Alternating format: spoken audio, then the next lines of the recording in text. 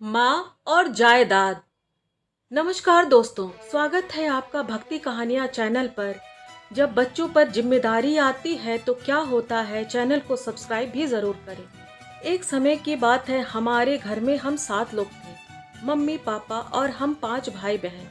फिर पहले पापा बीमारी से चल बसे और फिर एक एक करके बहनें भी ससुराल की हो गईं। धीरे धीरे छोटा घर अपने आप ही बड़ा हो गया। तीनों बहनों की शादी हो गई और फिर घर में मैं, मम्मी और भाई ही रह गए। मेरे लिए भी रिश्ते आते थे, पर कभी कहीं बात नहीं बन पाई। कभी कुंडली की वजह से, कभी पैसों की वजह से, या फिर कभी कोई और बात से। धीरे धीरे हमारी स्थिति सुधरने लगी, क्योंकि मैं भी नौकरी करती थी और हमने अपनी ज़रूरतें कम करके प्रॉपर्टी में इन्वेस्ट करना शुरू कर दिया। तो जो भी प्रॉपर्टी ली वो भाई और मम्मी के नाम पर।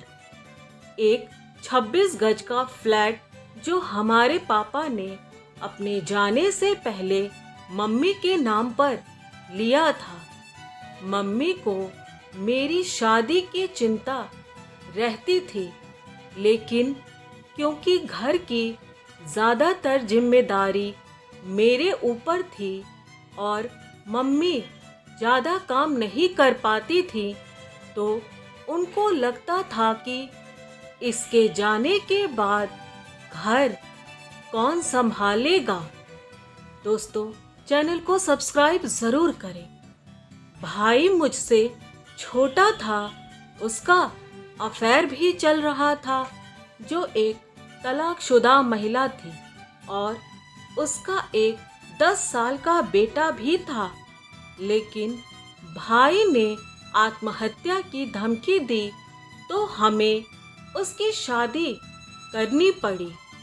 शादी के कुछ महीने बाद ही घरेलू झगड़े होने लगे, जो सास नंद और बहू वाले झगड़े होते हैं, जैसे एकता कपूर के सीरियल में, जिसमें मेरा भाई हमेशा बीवी की साइड लेता था।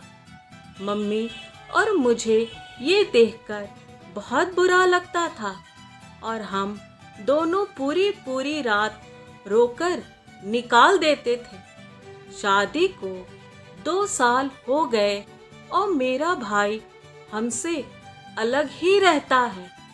जितनी भी प्रॉपर्टी है, सब कुछ बेचने के लिए बोलता है और हमें कुछ भी देने से मना करता है।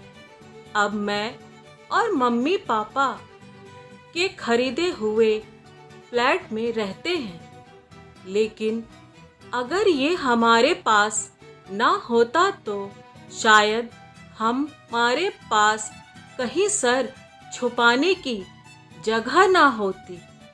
मेरी मम्मी को डायबिटीज़, बीपी की प्रॉब्लम है और रोज़ उन्हें इंसुलिन का इंजेक्शन भी लगता है, लेकिन मेरा भाई या फिर किसी बहन ने कभी हमसे संपर्क नहीं किया और ना ही कभी ये पूछने की कोशिश की कि हमने खाना खाया या नहीं, या मम्मी ने दवाई ली या नहीं। इसका कारण ये भी है कि मम्मी ने पापा वाली प्रॉपर्टी की वसीयत कर दी है, जो मेरे नाम पर है।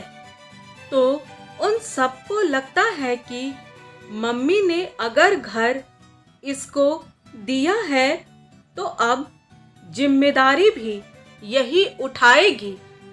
मेरी मम्मी मुझे बोलती है कि तू शादी कर ले, लेकिन मैं अपनी माँ को किसके भरोसे छोड़ दूँ। वो बोलती हैं कि उनके बाद मैं अकेली हो जाऊंगी। लेकिन क्या मैं भी अपने कल को संवारने के लिए आज उन्हें अकेला छोड़ दूं? ये कहाँ तक सही रहेगा, आप लोग ज़रूर बताइएगा कमेंट में। जिस माँ ने हमारी ज़िंदगी संवारने के लिए अपनी पूरी उम्र लगा दी, उनके लिए एक नहीं 7 जन्म कुर्बान है। बस इसीलिए माँ मेरे हिस्से में आई और मुझे इस बात की खुशी है। तो दोस्तों ज़रूर बताइएगा आप में से किसे इस तरह की जिम्मेदारी आई हुई है। कमेंट करके ज़रूर बताइएगा। चैनल को सब्सक्राइब कीजिए, वीडियो को लाइक शेयर कीजिए और स्ट्रॉन्ग ज़रूर बनिए। नमस्कार।